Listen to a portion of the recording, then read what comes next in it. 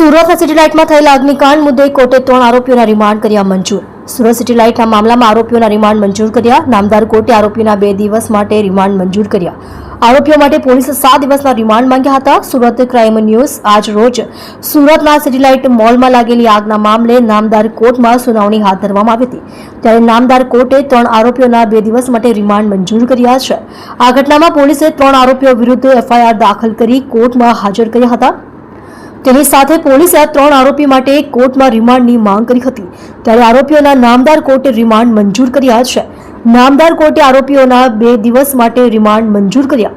મળતી માહિતી મુજબ નામદાર કોર્ટમાં સુનાવણી દરમિયાન શહેનવાઝ હારૂન નિઝામ મિસ્ત્રી, દિલસાદ ઉર્ફે અરમાન સલીમ ખાન અને ત્રીજો અબ્દુલ વસીમ અબ્દુલ રાવ ચૌહાણના રિમાન્ડ મંજૂર થયા છે. જોકે તેમાંથી 2 વ્યક્તિઓ સ્પાના સંચાલક હતા, જ્યારે અન્ય એક વ્યક્તિ સ્પાનો માલિક હતો.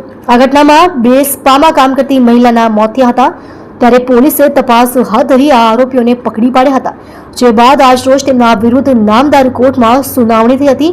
આરોપીઓ માટે પોલીસે 7 દિવસના રિમાન્ડ માંગ્યા હતા.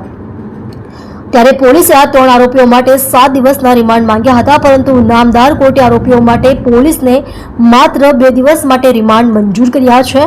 હવે 2 દિવસના રિમાન્ડ દરમિયાન આરોપીઓની પૂછપરછ સાથે ઘટના સ્થળ નિરીક્ષણ કરીને આગળની કાર્યવાહી કરશે.